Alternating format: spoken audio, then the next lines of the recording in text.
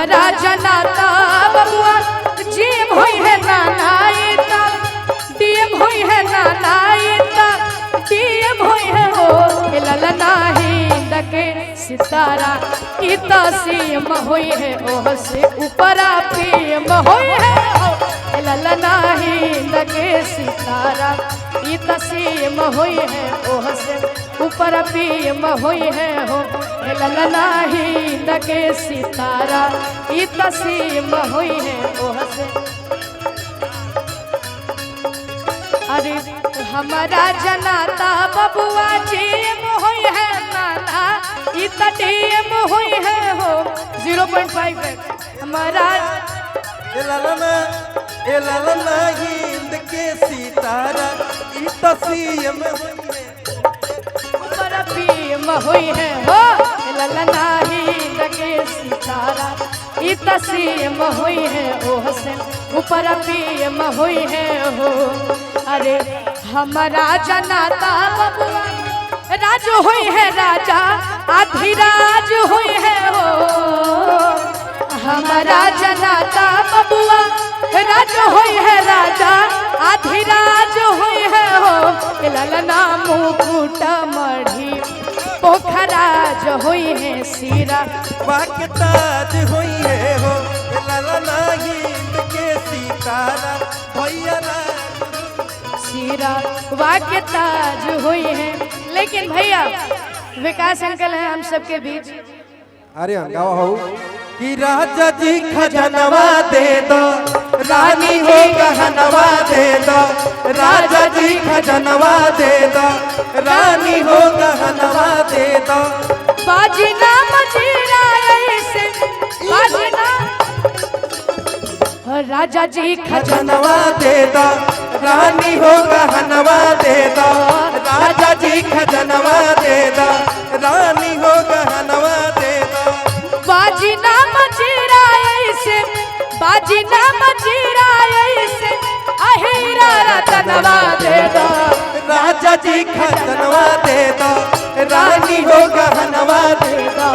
राजा जी खजनवा दे दो रानी हो गहनवा दे दो हमारा बेटा हुई तो तोहरा के बोलाई बनाना हमारा बेटा हुई तो तोहरा के बोलाई बनाना दो आ बोलाई बनाना दो बोलाई बनाना दो बोलाई बनाना दो बेटा हुई तो ए विकास देखना चाहो बोलाई बनाना दो हमारा बोलाई बनाना दो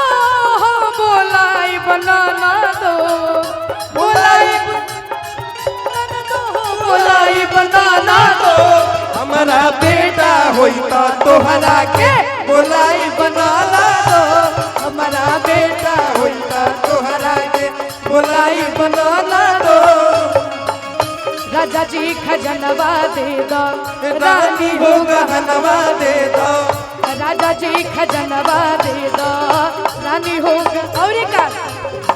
हलका हसुली काड़ा छाड़ा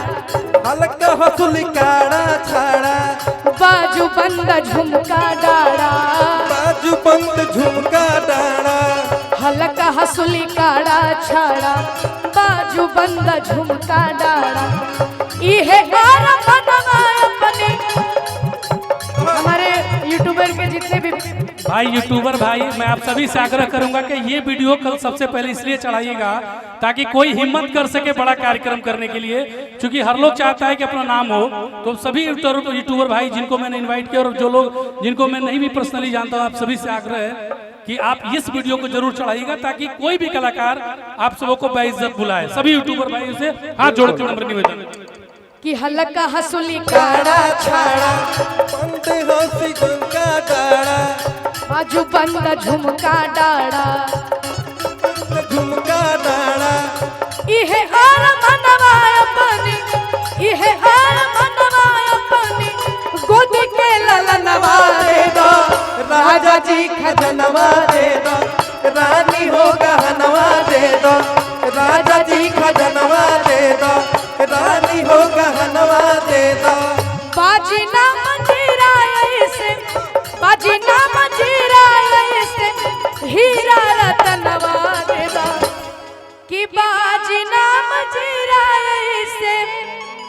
अरे हीरा रतनवा दे दो अरे राजा जी। हमने के भोजपुरी में वो कहावत है निशान भैया कि जब सोहर गवाए तो मोहर लूटे के चाहिए। क्या विकास अंकल जब सोहर गवाए तो मोहर लूटे के चाहिए। विकास भैया का ठुमका लगवा दो कि बाजना मजीरा से अरे हीरा रतनवा दे दो राजा जी खजनवा दे दो रानी जी गहनवा दे दो राजा जी खजनवा दे दो रानी हो गहनवा दे दो। और एक कहतिया लइकिया हमारा तो कुछ ना चाहे हमारा तो कुछ ना चाहिए इहे इच्छा मनवा माही इहे इच्छा मनवा माही हमारा तो कुछ ना चाहे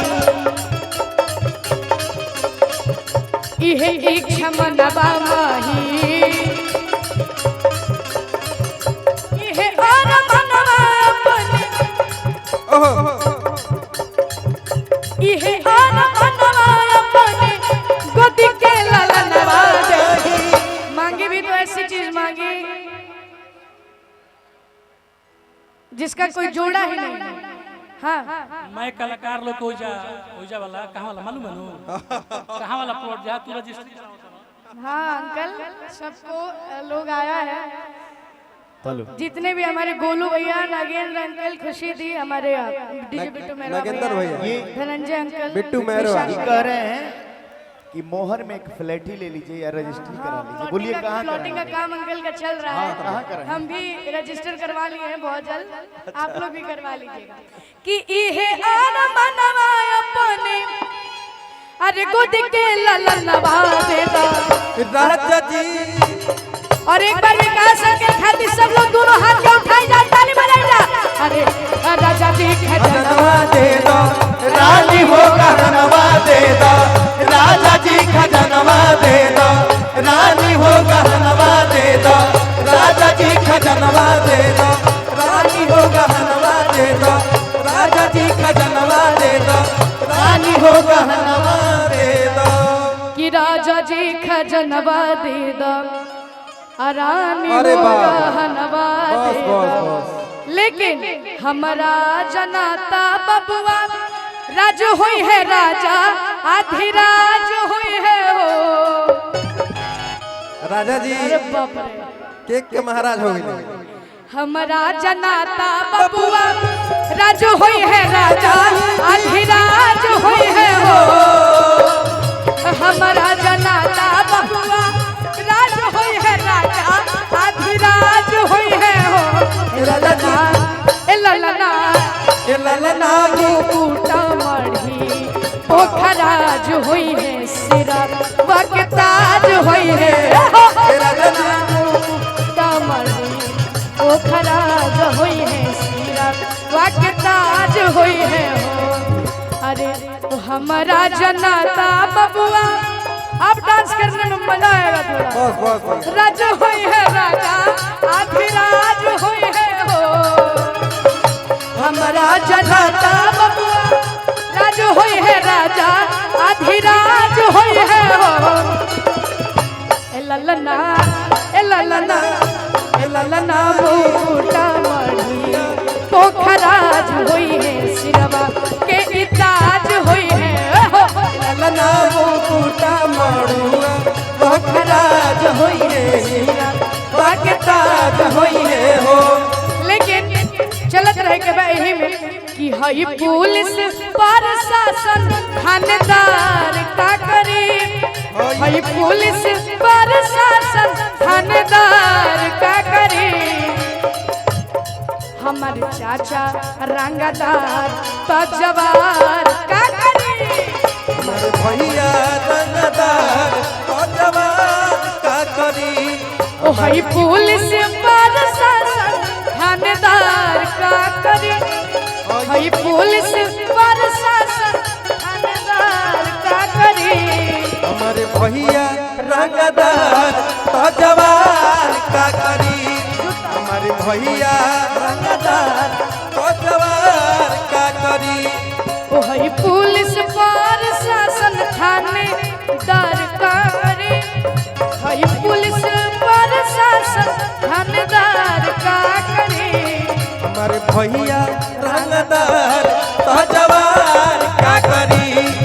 हमारे भैया रंगदार तो जवान का करी